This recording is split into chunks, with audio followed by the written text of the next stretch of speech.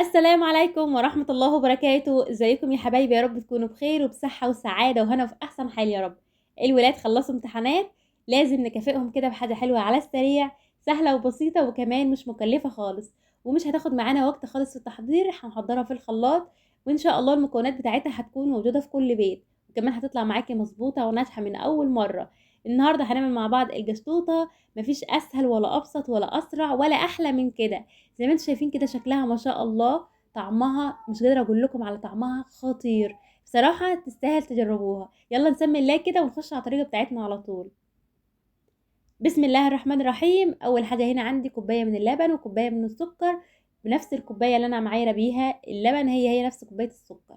وعندي حبتين من البيض. اول حاجه احطهم في الخلاط كده كوبايه اللبن، هنزل عليها بكوبايه السكر، وكمان عندي كوبايه الا ربع من الزيت زي ما انتم شايفين كده، وعندي حبتين من البيض بس لازم يكون درجة حرارة المطبخ. هنزل كده بمعلقة كبيرة من الخل. هضرب المكونات بتاعتي دي ضربة حلوة جدا لحد ما السكر يدوب معايا، وبعد كده هنزل بنص معلقة كبيرة من الفانيليا. عندي كوبايتين من الدقيق، نفس الكوباية اللي انا عايرت بيها السكر واللبن، وحطيت عليها معلقة كبيرة هرمية كده من البيكنج باودر. هنا عندي محسن جل، لو مش عندك ممكن تستنى على الخطوة دي تماما، هحط كده نص معلقة صغيرة من محسن الجل. لو متاح عندك هتحطي، لو مش متاح ممكن تستغني عن الخطوة دي تماما. طبعا اوعي تنسي الفرن بتاعك تشتغل على درجة حرارة 180 وانتي بتحضري كده في الكيكة بتاعتك. حطيت كده معلقة كبيرة هرمية كده من البيكنج باودر. هنزل كده بالدقيق واحدة واحدة كله في الخلاط، يعني شايفين مفيش اسهل ولا اسرع ولا ابسط من كده. الصينية بتاعتي مدهونة مادة دهنية ورش دقيق كده زي ما انتم شايفين، وكمان ذرة الملح دي ذرة خفيفة خالص بين صوابعي كده ملح على الدقيق. هنزل كده بالدقيق بتاعي واحدة واحدة كده. طبعا الدقيق بتاعي انا نخلاه الاول نخلة كويسة كده علشان اطلع منه الهواء. زي ما انتم شايفين القوام بتاعها زي ما انتم شايفين كده زي العسل مظبوط. طبعا معانا كده 100%، وكمان هتطلع ان شاء الله ناجحة ومظبوطة. هنزل كده بالخليط بتاعي في الصينية بتاعتي، هخبط كده خبطتين وادخلها الفرن على درجة حرارة 180 بالظبط. اخدت معايا نص ساعة. طبعا بتحطيها على الرف اللي في النص، ما بتشغليش الشواية، بتشغلي الفرن من تحت بس. عندي هنا كوباية من اللبن، هنزل عليهم بمعلقة ونص كده من السكر زي ما انتم شايفين كده، وبعد كده معلقتين كبار كريم شانتيه. هضربهم ضربة كويسة كده، وبعد كده هحطها في التلاجة. طبعا اول ما كده تطلع من الفرن على طول هحط عليها المكونات اللي احنا عملناها دي، هسجيها على طول باللبن اللي احنا عملناه. هفضل اضرب فيها كده لما تعمل فوم، وبعد كده هدخلها التلاجة تبرد معانا. بالظبط كده بعد نص ساعة بختبرها بتطلع معانا بالشكل الخطير اللي انتوا شايفينه ده، ما شاء الله.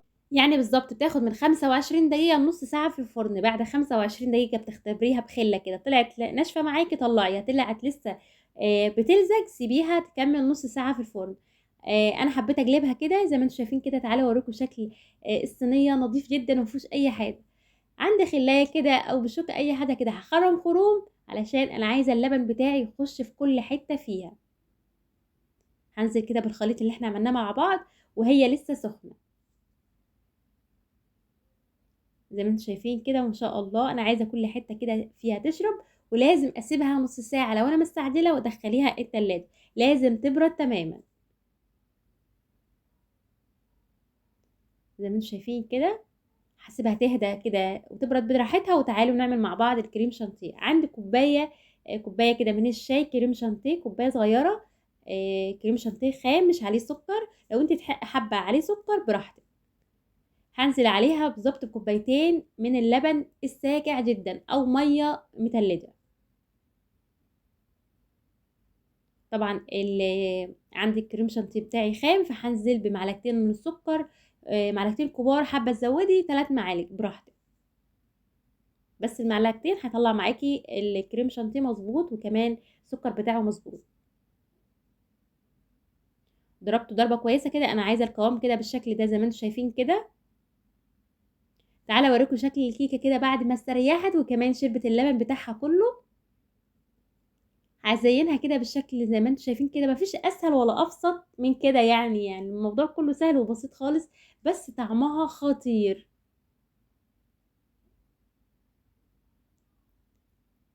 زي ما انتم شايفين كده هزينها بالشكل ده. لو انت اول مره تشوفيني كده ما تنسينيش يا حبيبه قلبي في الاشتراك وكمان اللايك والكومنت الحلو. ربنا يسعد قلوبكم جميعا يا رب على الكومنتات الحلوه اللي بتكتبوها. وكمان عشان تكون اسهل معاكي خليها في الصينيه عشان تزينيها، ما تاخدش معاكي وقت في التحضير كده. خليها في الصينيه واحده واحده كده، وحطي على وشها اللبن. وكمان لازم تسيبيها تستريح اقل حاجه كده نص ساعه، عشان ما ينفعش نحط عليها الكريم شانتيه وهي سخنه.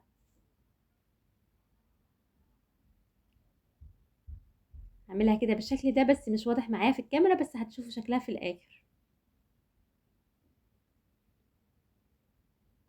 زي ما انتم شايفين كده. وكمان لو مش عندك البتاعه دي ممكن تستغنى عنها تماما وتحطي كده وتعمليه بشوكه. ولو عندك كده كيس كريم كراميل بالشكل ده كده هزينها بنفس الطريقه.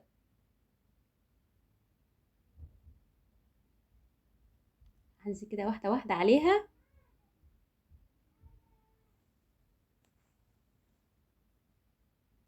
زي ما انتم شايفين كده. اوعي يا حبيبتي تنسي تحطي اللايك. بعد ما حطيت كده عليها الكريم شانتيه وزينتها بالشكل ده كده هدخلها التلاجة او الفريزر اقل حاجه كده نص ساعه عشان تتقطع معانا وتكون متماسكه وحلوه. زي ما انتم شايفين كده. تعالوا اوريكم شكلها من جوه عامل ازاي، خطيره. شويه اللبن اللي احنا حطينا عليهم كده معلقتين الكريم شانتيه بيدوها طعم رهيب. انا متاكده لو عملتها مره مش هتبطلوا تعملوها تاني من حلاوتها. شايفين ما شاء الله المسام بتاعها حلو جدا، وكمان طريه ناعمه وبتدوب في البوق. مش قادره اقول لكم ميكس كده بين الجاتو والتورته والكيكه، حاجه كده مش قادره اقول لكم وهم. طعمها خطير. شايفين ما شاء الله. كمان لو حابين تحطوا عليها كده فاكهه من فوق، اي فاكهه انتوا حابينها حطوها. شايفين؟ يا نهار ابيض على الجمال، خطيره. شايفين القوام بتاعها عامل ازاي، رهيبه رهيبه. تعالى اطلع معاكم واحده كمان. ما تنسوش تجربوها بقى وتكتبوا لي في الكومنتات. يا رب يكون الفيديو افادكم، والسلام عليكم ورحمه الله وبركاته.